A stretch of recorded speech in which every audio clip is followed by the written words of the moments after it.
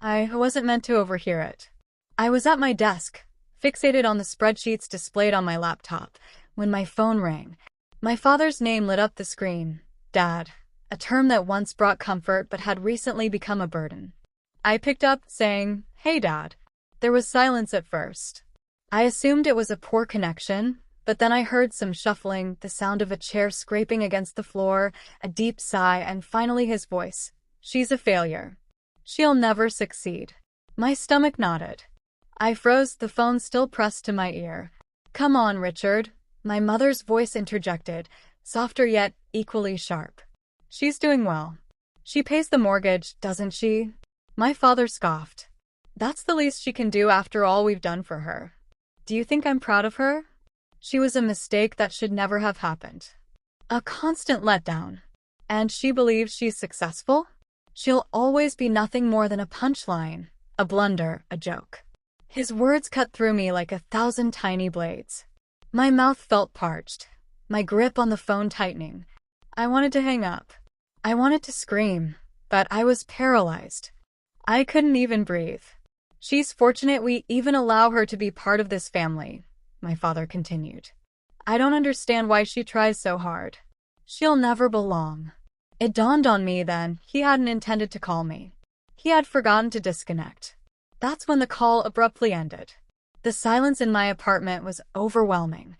My heart raced so loudly I thought it might shatter the walls. I sat there for what felt like an eternity, staring into space. For the last 6 years, I had been quietly covering their mortgage. They believed their payments were going to the bank, but the reality was that I was the one ensuring they had a roof over their heads through LMR Investments, the company I had established with my financial advisor's assistance. I had purchased their mortgage from the bank after they nearly lost their home. They never read the fine print. They were completely unaware. They had no clue they were living off my generosity, and now I understood they would never have cared. My entire life, I had gone to great lengths to gain my father's approval. I worked harder than anyone, climbed the corporate ladder, earned more than he ever did. But it was never sufficient. It would never be enough. But this was the moment that shifted everything. I exhaled slowly, my hands steady as I reached for my laptop. I opened the folder containing the mortgage agreements, the payment schedules, and the ownership documents. My father believed I was a failure, that I was insignificant. But soon, he would discover just who he had been relying on all these years. In just 1 week, he was in for the ultimate shock. That night, sleep eluded me. I lay in bed, staring at the ceiling, my father's words replaying in my mind like a broken record. She was a mistake that should have never happened. It wasn't just the insult. It was the conviction in his voice, the way he stated it as if it were an undeniable truth, like my very existence was a burden. I should have been accustomed to it. My father had never been one to offer praise. Even as a child, I had to fight for his approval. Straight A's? Not enough. Promotions? Expected. Buying my first home? A foolish investment. Everything I did was either overlooked or criticized. Yet, through it all, I clung to a fragile hope. Perhaps if I worked hard enough, I could change his mind. That hope shattered the moment I overheard that call. By dawn, I was done feeling hurt. I was done feeling anything. I pulled myself out of bed, brewed a cup of black coffee, and settled at my desk. The glow of my laptop screen illuminated my tired eyes as I opened the folder labeled LMR Investments, property number 17, my parents' house. The mortgage they believed they were paying was actually in my name. The bank had transferred it to LMR Investments years ago when they were on the brink of foreclosure. Back then, my mother had called me in tears, pleading for my help. My father had refused to ask, too proud to admit defeat. But I stepped in anyway. I had crafted the perfect arrangement. They thought they were making payments to the bank, but in reality, every check they sent was going directly to my LLC. Of course, I was covering most of the costs. 6 years. 6 years of paying thousands each month so they could live comfortably, never once expecting a thank you, never once anticipating them to show gratitude, but I had hoped for basic decency. I clicked through the documents, my hands steady as I examined the fine print. When I first arranged the mortgage buyout, my financial advisor, Evan, had insisted on including a purchase option clause, a legal safeguard in case things went awry. Back then, I had laughed. What could possibly go wrong? Now, I wasn't laughing. If they missed a payment, LMR Investments had the right to seize full ownership of the house immediately. My parents would be reduced to month-to-month tenants, and if they failed to pay rent, I could evict them. Under state law, they had no idea how much power I truly held. I leaned back in my chair, allowing the weight of it to settle over me. My father thought I was a failure. He believed I would never achieve anything. But he had been living under my roof all this time. A bitter smile crept onto my lips. I had the power to take everything from them. The only question was, did they deserve it? As if on cue, my phone vibrated. Mom, hey sweetheart. Can you come over for dinner this Sunday? We'd love to see you. I stared at the message. The last time she invited me for dinner, it was for one reason, money. I considered ignoring it, but something deep inside urged me to play along. If my father could feign affection, then I could do the same. So I typed back, of course looking forward to it. A lie, but a necessary one. Before shutting my laptop, I had one last thing to check. My uncle, my dad's older brother, had always been on my side. He was the only family member who had ever made me feel valued. I texted him, hey Uncle Sam, I need to ask you something. Have you ever heard Dad say anything about me? Anything unusual? His response came almost immediately, Uncle Sam, Brooke, we need to talk. I didn't want to be the one to tell you this, but it's worse than you think. My chest tightened. Worse? What else had they been saying? The phone rang, and I picked up on the first ring. Uncle Sam, he sighed. Brooke, I've kept quiet for too long. But after what I heard last week, I can't stay silent anymore. I braced myself. What did they say? There was a pause. They don't just talk about you behind your back. They've been plotting something. Your father, he's been looking into your finances. He's convinced you've been hiding money from them. He told your mom last week that if you don't willingly give them more cash, they'll find a way to force your hand. Blood rushed in my ears. Force my hand? How? He mentioned contacting your employer, trying to discredit you. Maybe even reaching out to the IRS to audit you. A cold, sharp anger settled in my stomach. They weren't just ungrateful. They weren't merely cruel. They were willing to ruin me for money. I took a slow breath, my fingers clenching into fists. Uncle Sam, I need you to do something for me. Anything, sweetheart. I need proof. I didn't know what my parents had in store, but one thing was clear. They thought I was weak. They had no idea who they were dealing with. And in just a few days, they were going to find out just how wrong they were. I spent the next 2 days getting ready. If my father wanted to play dirty, I'd show him just how dangerous it could be to underestimate me. First, I called Evan, my financial advisor. Brooke, he greeted, his voice warm. I take it this isn't just a social call. Not exactly, I replied, tapping my pen against the desk. I need to know how solid our agreement is on property number 17. If they miss a payment, how quickly can I act? Evan didn't hesitate. Immediately. The purchase option clause allows LMR Investments to take full ownership the moment they default. They wouldn't have any legal recourse unless they have $400,000 lying around to buy you out. I smirked. They don't. Then they're in trouble. I exhaled slowly, feeling a sense of control wash over me. Good. I need you to do one more thing. Keep an eye on their account. I suspect they're already struggling, and I need confirmation that their next payment will bounce. Evan chuckled. That won't take long. From what I can see, their balance is dangerously low. If they don't magically come up with $6,200 by the 15th, they're done for. I glanced at the calendar. That was just 4 days away. For days until my father, the man who called me a failure, would wake up to the reality that he had been living off my generosity. 4 days until he would have to plead for my help. I had no intention of giving it. On Sunday, I drove to my parents' house as if nothing had happened. The sight of their home, the home I owned, filled me with a strange sense of detachment. This place had once been my sanctuary. Now it felt like enemy territory. As I walked up the driveway, my mother swung the door open, her face lighting up. Brooke, sweetheart. Come in. Her enthusiasm felt forced. I recognized it now. I stepped inside, the aroma of garlic and roasted chicken wafting through the air. My father sat at the head of the table, arms crossed, his expression unreadable. My mother flitted around him, arranging dishes as if the perfect dinner would soften whatever they were about to ask of me. My brother David lounged in his chair, smirking. Unlike me, David had never had to fight for our father's approval.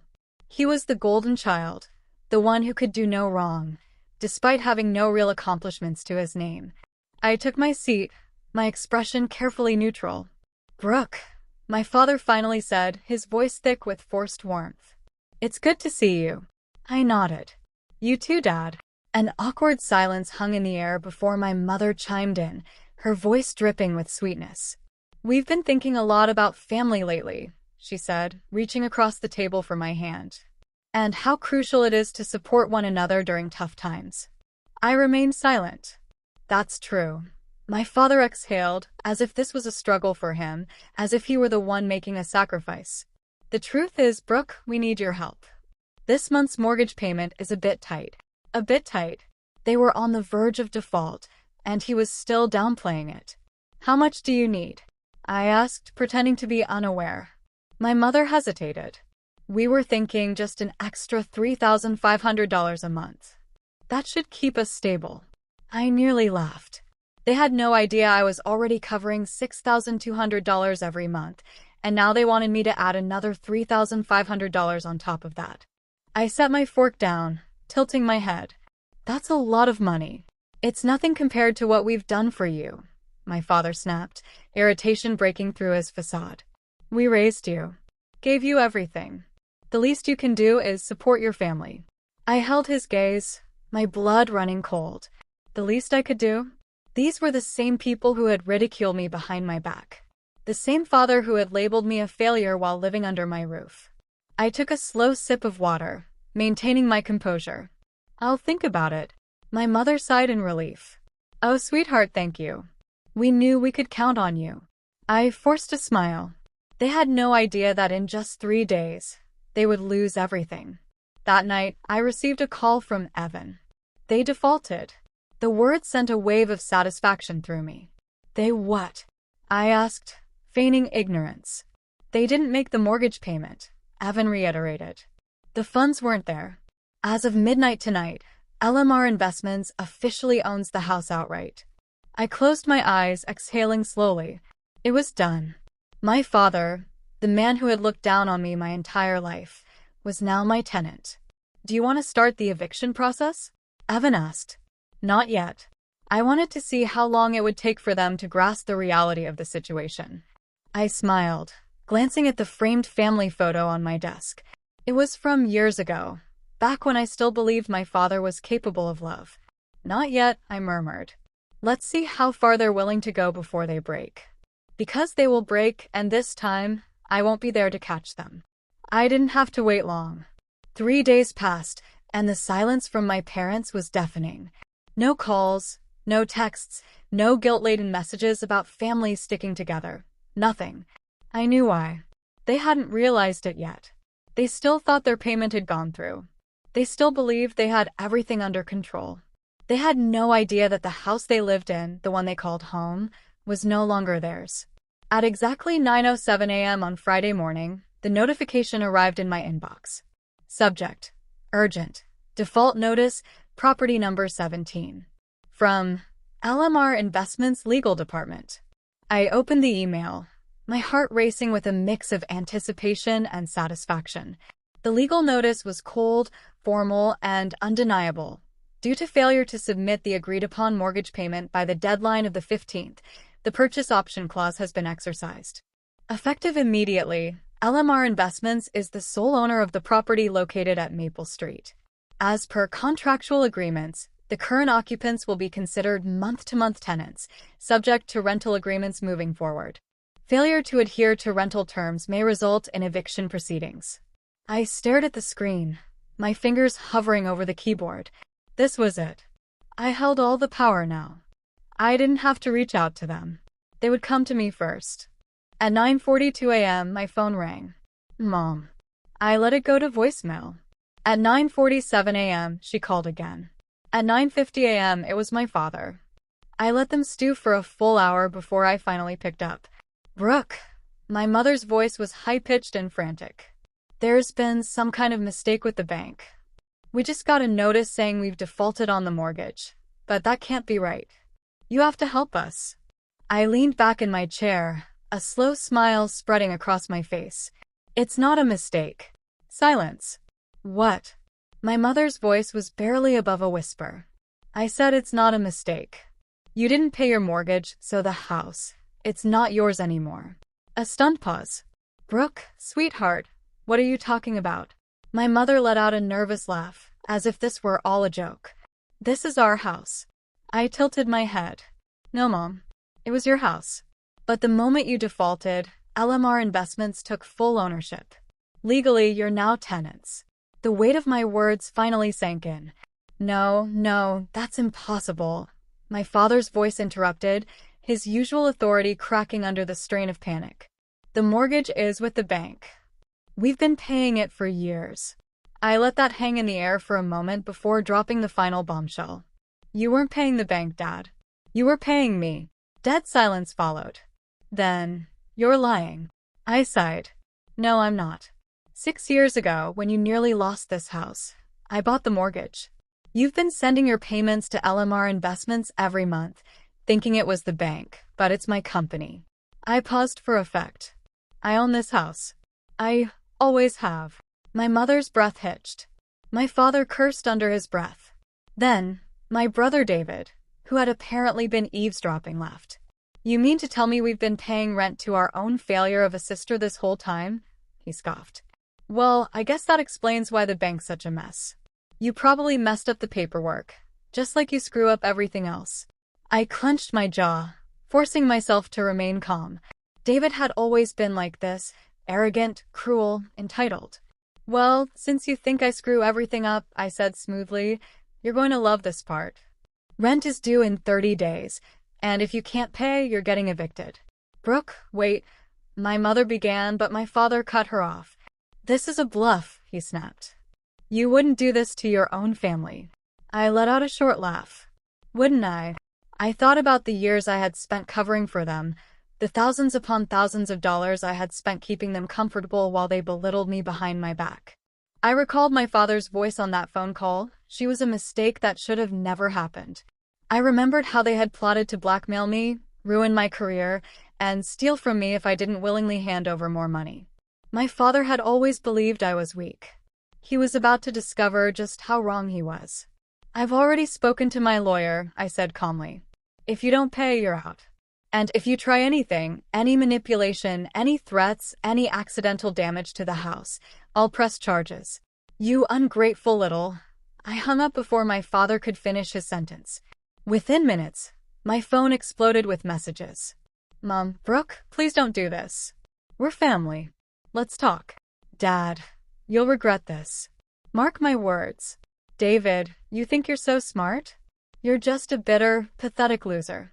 We'll find a way to take the house back. Watch. I read each message, then blocked their numbers. I had spent my entire life bending over backward for them. Now I was done. I leaned back in my chair, gazing out the window, allowing the weight of everything to settle over me. For the first time in years, I wasn't propping them up anymore. They were finally going to have to stand on their own. And if they fell, that was their problem, not mine. The days that followed were eerily quiet. No calls, no messages, no desperate pleas. I half expected my mother to show up at my door, crying and begging for forgiveness. I anticipated my father to rage, trying to intimidate me into reversing my decision. I thought my brother would scheme, searching for some loophole that would allow them to keep the house. But none of that happened. Instead, they went silent. I knew why. They weren't accepting their fate. They were plotting their next move. The desperate attempt came 3 days later, on a Wednesday morning. I was at work when my phone lit up with a call from an unknown number. I ignored it. A minute later, another call came in. Then an email arrived. Subject: Urgent home foreclosure mistake. From law offices. I opened it. Dear Miss Hall, We have been contacted by your parents, Richard and Linda Hall, regarding the recent foreclosure of their home. They believe there has been a misunderstanding and would like to discuss the possibility of reinstating ownership. Please contact us at your earliest convenience to avoid further legal complications. Sincerely, John R. Hastings, Esquire. I closed the email with a smirk. They had hired a lawyer. Of course they had. I forwarded the email to Evan, my financial advisor. Less than 10 minutes later, he called me back laughing. They don't have a case, he said. They signed the mortgage contract. They signed the purchase option clause. They signed everything. They can't fight this in court because legally you're in the right. I exhaled, relieved but not surprised. I figured. But they won't stop, will they? Evan chuckled. Probably not. But there's nothing they can do. I thought about my father, his pride, his arrogance, the way he would rather destroy me than admit he had failed. No, they wouldn't stop. They'd keep pushing until they had nothing left to hold on to. That night, as I was finishing up dinner, my phone rang. Uncle Sam. Hey, Uncle Sam. I just got off the phone with your father, he said without any pleasantries. His tone was serious. You need to be careful. I frowned. What now? He's not just trying to fight this legally, Sam sighed. He's looking for other ways to make you cave. A chill ran down my spine. What do you mean? He's calling your job, trying to get you fired. My stomach dropped.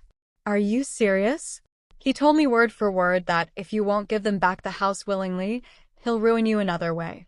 He mentioned contacting HR, fabricating a complaint, trying to frame you for fraud, anything that could get you out of the picture. I closed my eyes, inhaling deeply. Of course he would. Faced with his own failures, my father would rather burn everything down than admit defeat. But he wasn't just targeting the house anymore. He was coming after me. I wasn't about to wait for him to make his move. The next morning, I walked into HR myself. Brooke, my manager Lauren greeted me warmly. What's up? I forced a small smile. I need to talk to you about something important. In private. She led me into her office, shutting the door behind her. I took a deep breath. I need to give you a heads up about something. My father, he's going to try and get me fired. Lauren's brows furrowed. What? I explained everything. The mortgage, the default, the threats. As I finished, she let out a long breath and shook her head. Brooke, let me be clear. You're not going anywhere. Relief flooded through me. We deal with stuff like this more often than you'd think, she continued. People with grudges, family drama, false reports. If your father calls, we'll document everything. But I promise you, he doesn't have the power to touch your job. She gave me a reassuring smile. I'll notify our legal team just in case. If he steps 1 foot out of line, we'll hit him with a cease and desist. I exhaled, the tension I hadn't realized I was carrying leaving my body. My father had lost his house, and now he had lost his power over me too. That night it happened. A knock at my door, a hard, urgent knock. I knew before I even opened it. I swung the door open, and there they were, my parents. My father stood rigid, his face flushed with anger. My mother's eyes were puffy from crying. Brooke, she whispered, please. I folded my arms. What do you want? We need the house back, my father said, his voice low and threatening. You have no right to do this to us. I tilted my head, unimpressed. I have every right, legally, financially, morally. My mother clasped her hands together, desperation etched on her face. We raised you. We gave you everything. You're punishing us for what? I interrupted sharply. For calling me a failure. For saying I was a mistake. For trying to ruin my life the moment I stopped giving you money. She flinched. My father's jaw tightened. You're being cruel. I let out a short, humorless laugh. No, Dad, I said, my voice steady. I'm being fair. A thick silence settled between us. Then my father's eyes darkened, his lips curling into a sneer. You'll regret this, Brooke. You think you're winning, but you're not. You'll never be anything without us, and one day, you'll realize that. Something inside me clicked into place. The last remaining sliver of hope I had that he could ever change shattered. I met his gaze head-on. Then, I guess we'll see, won't we?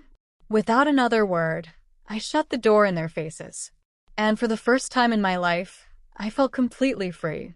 The moment I closed that door, I knew I was done, not just with their manipulation, not just with their entitlement, with them. I stood there for a long time, my hands gripping the doorknob, my heart pounding in my chest. I had spent years trying to earn my father's respect, years hoping that one day he'd look at me and see someone worth being proud of. But in that moment, as his threats still echoed in my ears, I realized something that should have been obvious all along. No matter what I did, it would never be enough for them. And I didn't need it to be.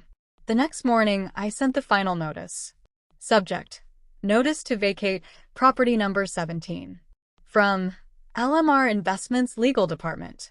Dear Mr. and Mrs. Hall, as previously notified, the mortgage agreement for the property located at Maple Street is no longer in effect due to non-payment. As of today, your tenancy is officially terminated.